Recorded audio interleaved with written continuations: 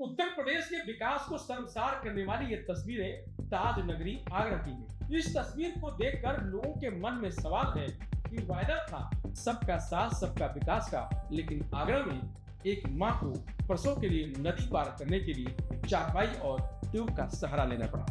यह सिर्फ एक घटना नहीं है, बल्कि उस व्यवस्था पर बड़ा सवाल है जो विकास के बड़े बड़े दावे करती है, लेकिन गांव की एक गर्भवती महिला को अस्पताल तक पहुंचाने का सुरक्षित रास्ता तक नहीं दे पाती।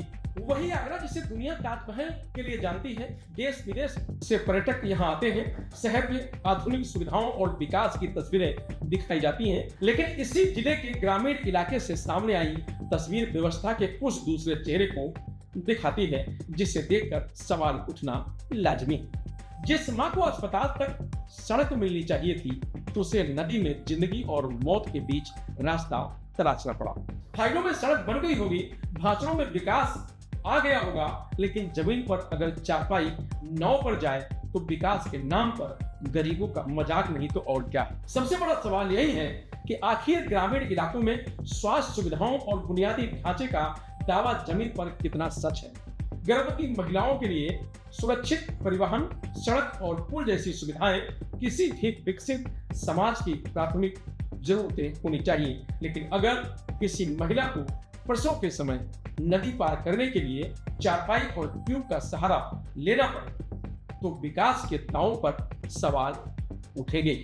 यह घटना केवल एक परिवार की परेशानी नहीं है, यह उन तमाम ग्रामीण परिवारों की मुश्किलों की तरफ इशारा करती है जिन्हें बारिश, नदी और खराब रास्तों के बीच अस्पताल पहुंचने के लिए संघर्ष करना पड़ता है। प्रसव जैसी आपात स्थिति में समय बेहद महत्वपूर्ण होता है। ऐसे में सुरक्षित और तत्काल परिवहन की व्यवस्था न होना गंभीर चिंता का विषय है। दरअसल जनपद आगरा से 50 किलोमीटर दूर पिनाहट गांव तक जाने के लिए कोई रास्ता नहीं होने के कारण डिलीवरी के बाद महिला और उसके नवजात शिशु को परिजनों ने ट्यूब पर चारपाई रखकर नदी पार करवाई।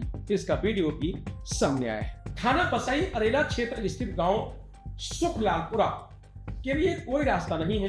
मजबूरन लोगों को उटगन नदी से होकर गुजरना पड़ रहा है, जिससे लोगों को बड़ी परेशानी होती है।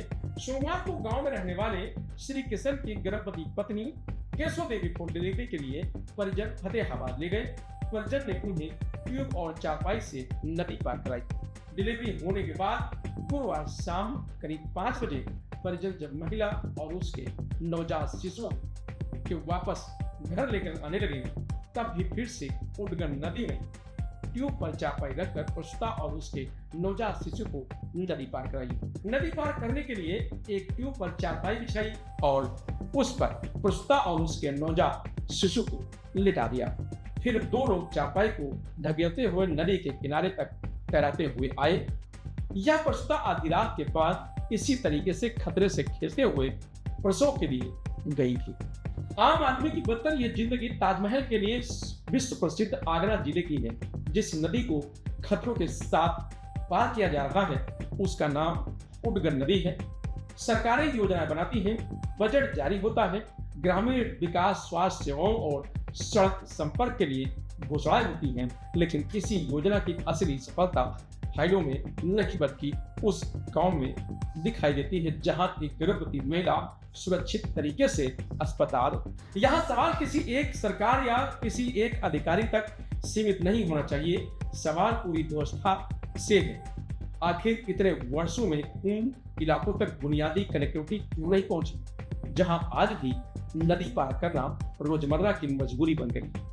ऐसी घटनाओं में सिर्फ तस्वीर सामने आने के बाद प्रतिक्रिया देना पर्याप्त नहीं है। प्रशासन को अस्थायी समाधान तलाशना होगा। पुल की आवश्यकता है तो पुल बने, सड़क की जरूरत है तो सड़क बने, और जब तक स्थायी व्यवस्था तैयार नहीं होती तब तक आपातकालीन परिवहन की विश्वसनीय व्यवस्था उपलब्ध कराई जाए। आज सवाल यह भी है कि आगरा जैसे विश्व प्रसिद्ध जिले के ग्रामीण हिस्सों की ऐसी तस्वीरें देश के सामने क्यों आ रही हैं। ताजमहल देखने आने वाले पर्यटकों के लिए शहर तक पहुंचने के रास्ते, लेकिन उसी जिले में किसी मां को अपने बच्चे को जन्म देने के लिए नदी से जूझना पड़े।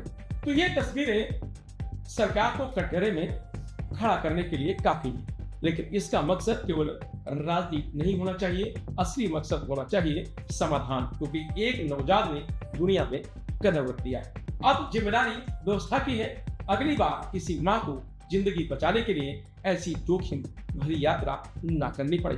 ताजमहल की चमक दुनिया देखती है, लेकिन उटगर नदी में तैरती चारपाई बता रही है कि विकास की असली परीक्षा शहर की सड़कों पर नहीं, गांव की पगडंडियों पर होती है। फिलहाल इस खबर में इतना ही।